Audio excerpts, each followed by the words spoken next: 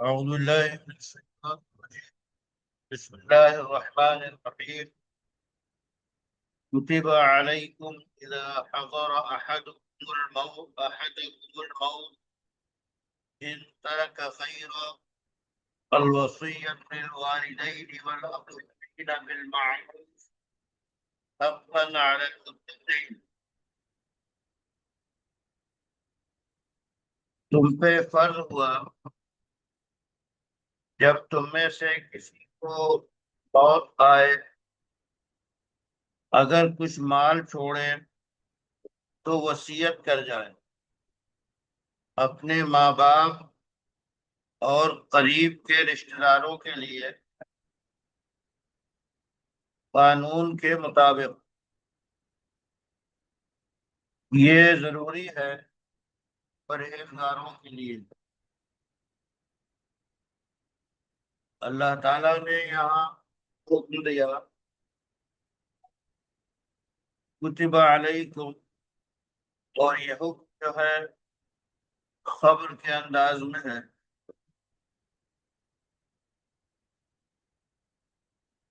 اس کا پس منظر یہ ہے کہ جب تک شریعت اسلامی میں میراث کے احکام نازل نہیں ہوئے تھے، اس وقت تک مرنے والوں پر اپنے مال کے بارے میں وصیت کرنا واجب تھا،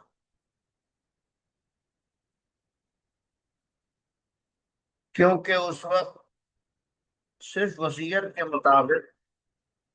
مال کی تقسیم ہوتی تھی۔ لیکن جب میراث کے احکام تفصیلی نازل ہو گئے تو وصیت کا جو حکم بطور واجب تھا وہ منسوخ ہو گیا۔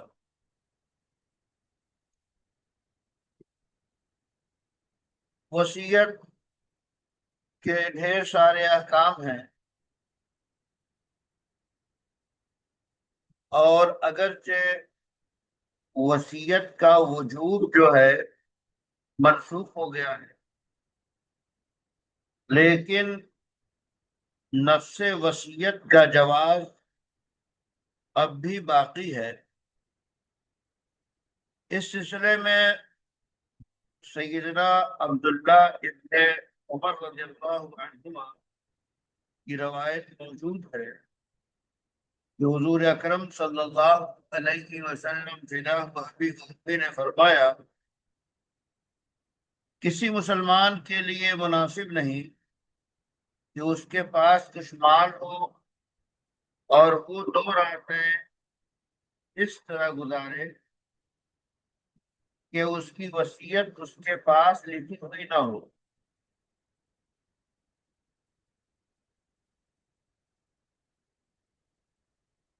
سیدنا امام بخاری نے اپنی صحیح میں اس حدیث کو درج کیا ہے، لیکن وصیت کے سلسلے میں ہدایات ہیں کہ اب جو وصیت ہو سکتی ہے وہ صرف ایک ثلث یعنی تہائی مال پہ ہو سکتی ہے۔ اس بارے میں سیدنا عبداللہ ابن عباس رضی اللہ عنہما کی روایت موجود ہے کہ آپ صلی اللہ علیہ وسلم نے ارشاد فرمایا کہ وصیت مال کے تہائی حصے میں ہے، اور تہائی بہت ہیں، والثلث کثیر۔ یہ بھی بخاری کی روایت ہے۔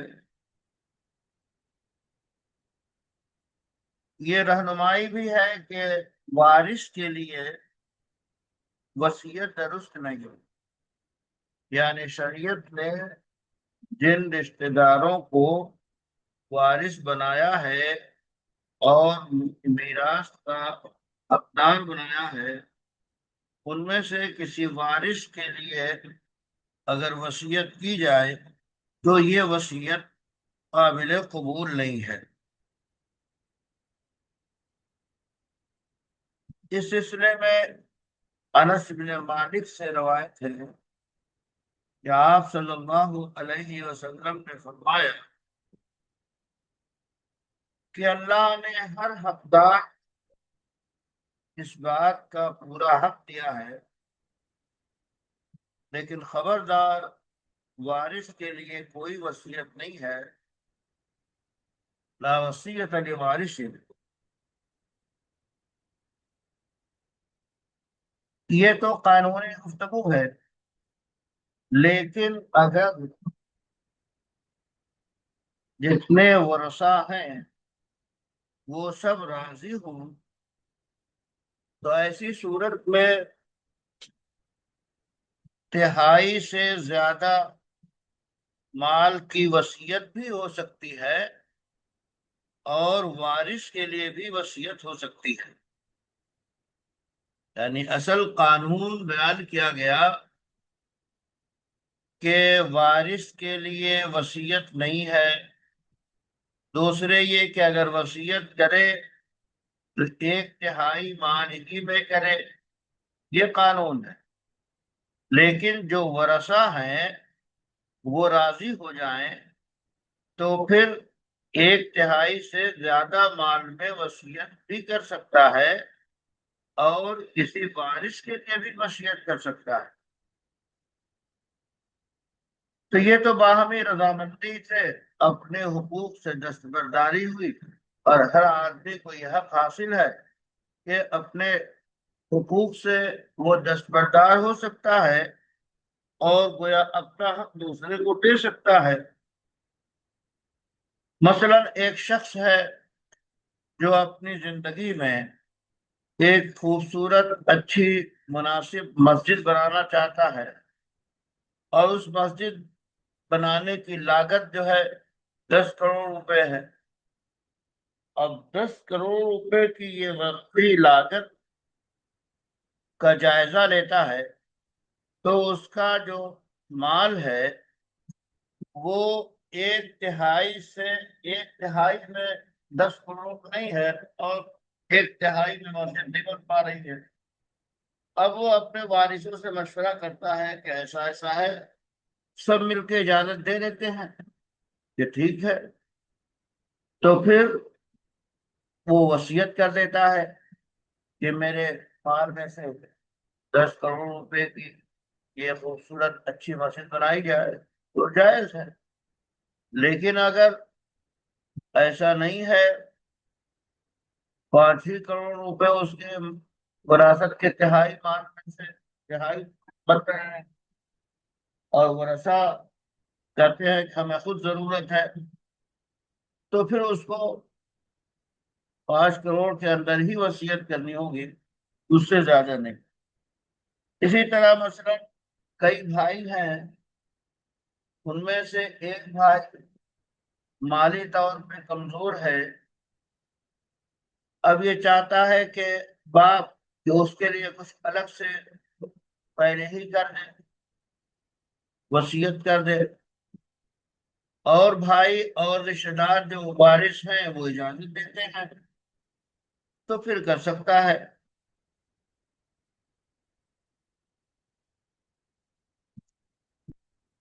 یہ ضروری ہے کہ جب وصیت کرے تو ورثہ کا خیال رکھنا چاہیے۔ اس سلسلے میں سیدنا سعد بن ابی وقاص سے روایت ہے کہ آپ صلی اللہ علیہ وسلم نے ارشاد فرمایا، تمہارا اپنے عیال کو مالدار اور غنی چھوڑنا اس سے بہتر ہے کہ تو انہیں محتاج چھوڑے اور وہ لوگوں کے آگے ہاتھ پھیلاتے رہیں۔ یعنی مال ڈھیر سارا موجود ہے اور وہ سارا مال اپنی زندگی میں لٹائے جا رہا ہے، خیرات کر رہا ہے، صدقہ کر رہا ہے، وصیتیں کر رہا ہے، یہاں تک کہ جب مرنے کا وقت آیا تو بہت کم مال بچا یا کچھ مال نہیں بچا۔ اب مرنے کے بعد اس کے وارثین بیچارے پریشان، اولاد پریشان، نظم کر رہی ہے رزق کا، کبھی ادھر کبھی ادھر، کبھی مانگنا پڑ رہا ہے۔ تو کہہ رہے ہیں کہ اس حال میں اولاد کو چھوڑنا بہتر نہیں ہے، بلکہ مالدار چھوڑے وہ زیادہ بہتر ہے۔ اب یہ بھی مسئلہ ہے کہ اگر مال زیادہ ہے، جائیداد جو ہے وہ اچھی خاصی ہے، تو اس صورت میں وصیت کرنا افضل ہے۔ لیکن اگر مال کم ہے تو وصیت نہ کرنا افضل ہے۔ اول تو خود مال کم ہے، اس کو بھی وصیت کر دے تو وصیت کرنے سے مال اور کم ہو جائے، بیچارے جو اولاد ہیں، رشتے دار ہیں، وارثین، ان کو پریشانیاں ہوں۔ اور یہ یہ بھی ضروری ہے کہ وصیت کرے تو تہائی سے کم میں کرے، والثلث کثیر فرمایا گیا، اس واسطے تہائی کے اندر رہ کر وصیت کرے، فراخ دلی کا اس معنی کا ثبوت نہ دے کہ ڈھیر ساری وصیت کر دے، ایک ثلث مکمل کر دے، جب ورثہ کو خود ضرورت ہے، اس کے احوال سے واقف ہے، تو ثلث سے تہائی سے کم کرنا چاہیے۔ اللہ تعالیٰ کا یہ فرمان، فَمَن بَدَّلَهُ بَعْدَ مَا سَمِعَهُ فَإِنَّمَا إِثْمُهُ عَلَى الَّذِينَ يُبَدِّلُونَهُ إِنَّ اللَّهَ سَمِيعٌ عَلِيمٌ۔ کہ اگر ایسا ہو کہ ایک آدمی، یہ جو لوگ سن رہے ہیں، وصیت کو سن سنا کر بدل دے، یعنی وصیت کیا، اس کو سنا، اور سننے کے بعد اسے بدل دے، تو ایسی صورت میں اگر کوئی وصیت میں تبدیلی کر دیتا ہے تو یہ تبدیلی کرنے والا گنہگار ہوگا۔ اور حقیقت یہ ہے کہ اللہ خوب سنتا ہے، جانتا ہے، تو اس اللہ نے سنا بھی جو اس نے وصیت کیا، اور جو اس میں کبھی بیشی کر دی، تبدیلی کر دی، اس کو بھی اللہ جانتا ہے۔ تو وصیت کو سننے کے بعد یا وصیت نامہ تیار ہونے کے بعد، وصیت سننے کے بعد خود اس میں ترمیم کر دے، یا وصیت نامہ تیار ہو گیا تحریری طور پہ، اس میں جعلی انداز میں تبدیلی کر دے، کچھ کا کچھ کر دے، تو ظاہر ہے کہ وصیت کرنے کے بعد زندگی کے اندر اندر وصیت کرنے والے کو تو وصیت تبدیل کرنے کا اختیار ہوتا ہے، یعنی ایک شخص وصیت لکھا اور اس کے بعد پھر وہ خود ہی اس میں ترمیم کر رہا ہے، تو اس ترمیم کا اسے حق حاصل ہے۔ لیکن اس کے مرنے کے بعد کسی دوسرے شخص کو وصیت نامے میں یا وصیت میں تبدیلی کی اجازت نہیں ہے، خواہ وصی یعنی جس کو وصیت کیا ہے، وصی سے کہتے ہیں، وہ تبدیلی کرے، یا گواہان تبدیلی کرے، یا کوئی ثالث تبدیلی کرے، تو اس تبدیلی کا حق نہیں ہے۔ جیسے وصیت کے کاغذات میں تبدیلی کر دی جائے، زبانی اس نے کیا ہے تو زبانی تبدیلی کر دی جائے، وصیت نامہ لکھ دیا ہے تو اس میں تبدیلی کر دی جائے، یا جب مال کی تقسیم ہو رہی ہے تو اس میں تبدیلی کر دی جائے۔ کبھی ایسا ہوتا ہے کہ دولت کی محبت میں لوگ وصیتوں میں بہت ہیرے پھیرے کرتے ہیں، تبدیلیاں کرتے ہیں، کبھی وصیت نامے کو چھپا دیتے ہیں اور جعلی وصیت نامے باقاعدہ تیار کر دیتے ہیں۔ وصیت میں تبدیلی کر دیتے ہیں اور جو اصل وصیت ہے اس پر عمل نہیں کرتے۔ یہ بھی واضح رہے کہ شریعت نے جو قوانین بنائے ہیں ان پر عمل کیا جانا چاہیے، ان سے ہٹ کر عمل کی اجازت بالکل نہیں ہے۔ جیسے ورثہ راندی نہ ہو، پھر بھی تہائی مال سے زیادہ کی وصیت کر دی جائے اور اس پر عمل کر لیا جائے، تو یہ چیزیں قانون سے بڑھ کر ہیں، اور قانون الہی میں تبدیلی ہے، اور تبدیل علیہ کلمات اللہ، اللہ کے قانون میں تبدیلی نہیں ہے۔ اس طرح خود بد نہیں کرنی چاہیے، بلکہ جو اصل وصیت نامہ ہے، چاہے وہ زبانی ہو چاہے وہ تحریری ہو، اس میں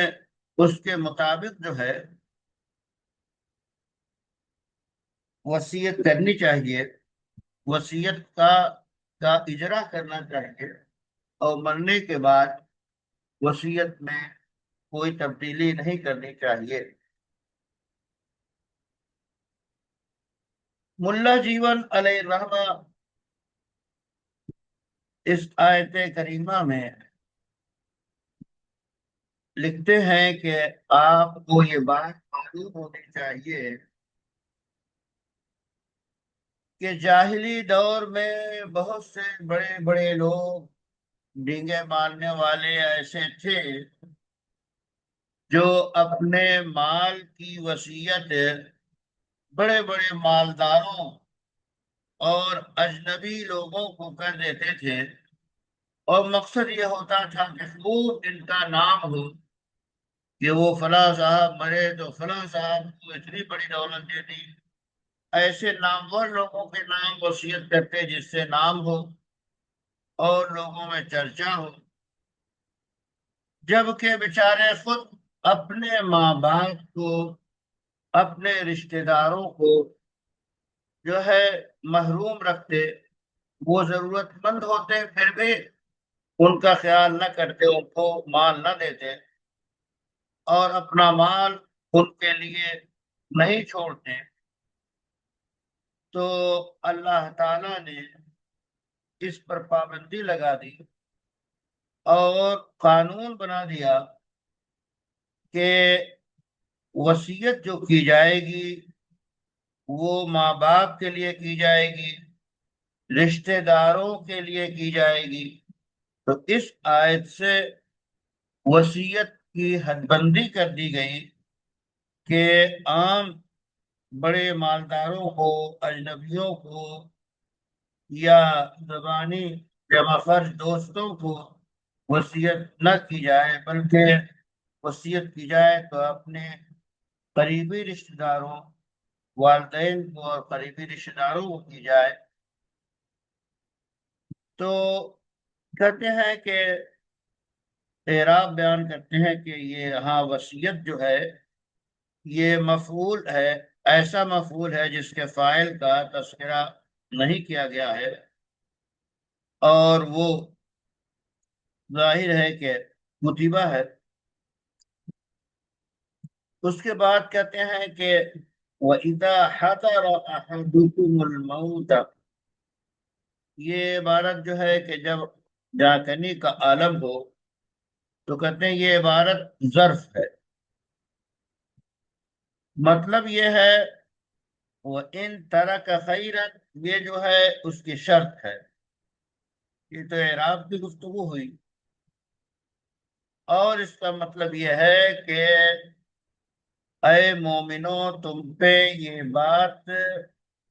فرض کی گئی کہ جب موت کا وقت قریب آئے اور اس کے پاس مال زیادہ ہو تو وہ والدین کے لیے، قریبی رشتے داروں کے لیے وصیت کر دے، اجنبی لوگوں کے لیے وصیت نہ کرے، جو جاہلی دور میں رواج تھا۔ اور اس کے ساتھ یہ بھی بتا رہے ہیں کہ اجنبی لوگوں کو نہ کریں بلکہ وصیت کریں تو عادلانہ نظام کو بپا کریں، خواہ مخواہ مالداروں کے لیے وصیت نہ کی جائے اور نہ ایک تہائی سے زیادہ وصیت کی جائے۔ اور یہ قانون ان لوگوں کے لیے ہے جو اللہ کے قوانین کا پاس و لحاظ رکھتے ہیں۔ پھر کہتے ہیں کہ یہ وصیت پہلے واجب اور اسلام کے ابتدائی دور میں فرض تھی، لیکن اس کی فرضیت اور اس کا وجوب منسوخ ہو گیا۔ کس آیت سے منسوخ ہوا؟ اس سلسلے میں مفسرین کا ایک قول ہے کہ میراث کی آیت سے، جب میراث کی آیتیں نازل ہو گئی تو وصیت کا وجوب و فرضیت ختم ہو گئی۔ دوسرا قول یہ ہے کہ لا وصیت لوارث، اس حدیث سے وصیت کا وجوب اور فرضیت منسوخ ہوئی۔ تیسری رائے یہ ہے کہ اجماع سے اور نص کے بیان میں تفصیلات ہیں کہ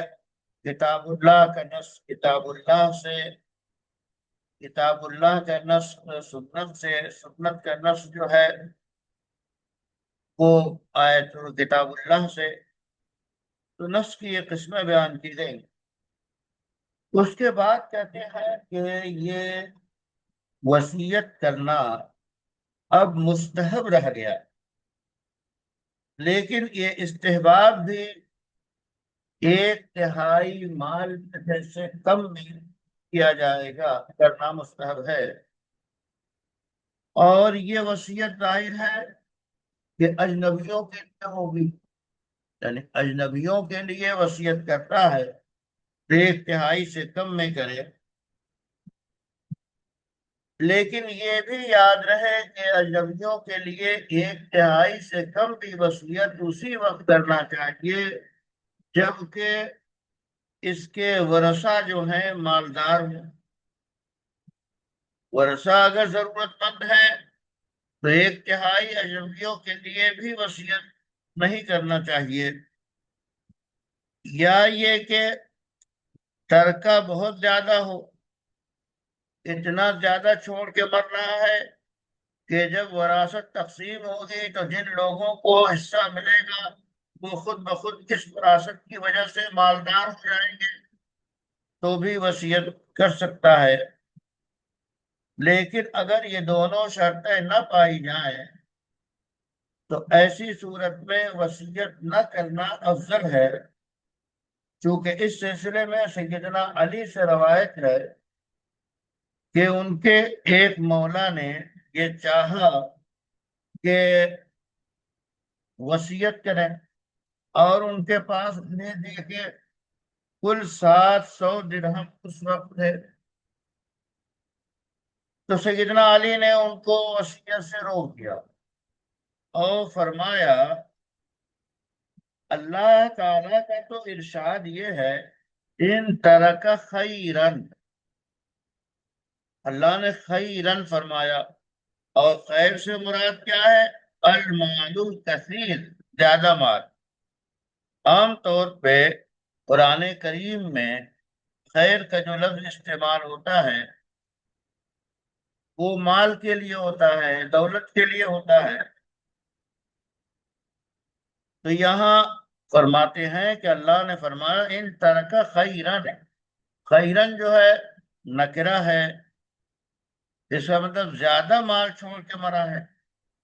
تو یہ قرآن ظاہر ہے کہ ان سے زیادہ قرآن کا سمجھنے والا کون ہو سکتا ہے۔ سیدنا علی فرما رہے ہیں کہ خیرہ، اللہ نے فرمایا والخیر المال الکثیر، زیادہ مال زیادہ دولت وہی کو خیرن کہیں گے۔ اس سلسلے میں ام المومنین سیدہ عائشہ رضی اللہ تعالی عنہا فرماتی ہیں کہ ایک صاحب نے وصیت کرنے کا ارادہ کیا،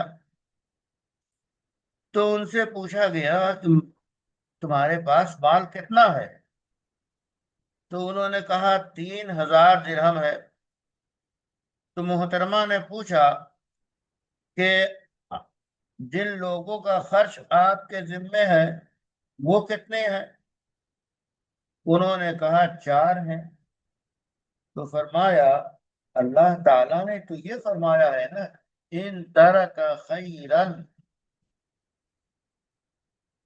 اور یہ تمہارے پاس جو 3000 درہم موجود ہے یہ تو بہت معمولی مال ہے، اس کو اپنے بعد آنے والوں کے لیے چھوڑ دو، یعنی اپنے عیال کے لیے جن کا خرچ تمہارے ذمے ہے ان کے لیے چھوڑ دو۔ اس کے بعد فرماتے ہیں کہ یہ تمام شرائط موجود ہوں کہ ایک ثلث وصیت کرنے کی اجازت ہے، چونکہ آپ صلی اللہ علیہ وسلم نے ارشاد فرمایا الثلث والثلث کثیر۔ یہ تفصیل لمبی حدیث ہے کہ ایک صاحب وصیت کرنا چاہتے ہیں تو وہ کہتے ہیں آدھا، یا پھر اسی طرح ہوتے ہوتے آپ نے فرمایا بس الثلث، ایک تہائی کے اندر اندر وصیت کرو، اور یہ بھی بہت زیادہ ہے۔ یہ یاد رہے کہ ثلث سے زیادہ وصیت کرنا درست نہیں ہے، اور اگر کیا تو وہ وصیت قانون اسلامی میں نافذ نہیں ہوگی۔ اس کے بعد کہتے ہیں کہ وارث کو اس بات کی اجازت نہیں ہے کہ اگر اس کے لیے وصیت کی گئی اور وہ اجازت دے بقیہ وارثوں کو، کہتے ہیں کہ اور اگر اگر وارثوں نے اجازت دے دی 1/3 سے زیادہ کر سکتے ہیں تو اس وقت جائز ہے۔ فقہ کی کتابوں میں یہی تفصیلات درج ہے۔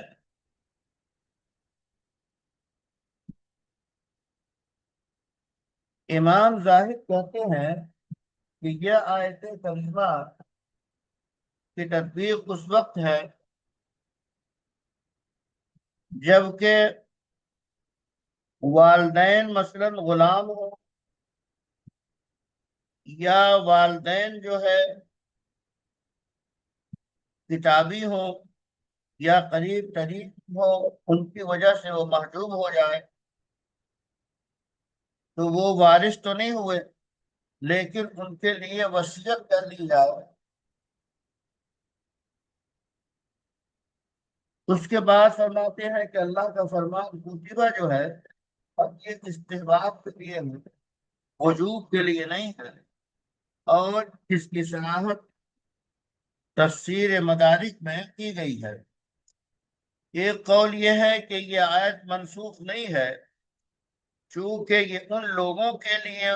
نازل ہوئی ہے جو وارث نہیں ہیں۔ وارثوں کے لیے تو آیت میراث آ گئی، جو وارث نہیں ہے ان کے لیے وصیت کے طور پہ یہ آیت نازل ہوئی ہے، تو منسوخ نہیں ہے۔ اور کہتے ہیں ابتدائی اسلام میں جب کوئی مسلمان ہوتا ہے اور اس کے والدین مسلمان نہ ہوتے اور اس کے رشتہ دار مسلمان نہ ہوتے تو اسلام کی وجہ سے وراثت تو نہیں ملے گی، تو ایسے وقت میں ان لوگوں کے لیے جو قریبی رشتہ دار تھے اور غیر مسلم تھے ان کے لیے وصیت کر دینا،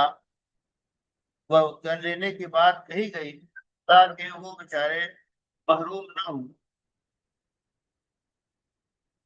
اور یہ بھی یاد رہے کہ کتبہ اور کتبہ جو ہے فرض کے معنی میں استعمال ہوتا ہے، اور یہاں جو ہے وہ ان تمام تفصیلات کے مطابق کبھی اگر منسوخ نہیں مانتے ہیں تو فرض آج بھی ہے، منسوخ ہے تو واجب نہیں ہے بلکہ مستحب ہے۔ جمہور مفسرین کی رائے استحباب کے لیے ہے۔ یہ تفصیلات بیان کی گئی ہیں، بقیہ اور باقی ہیں۔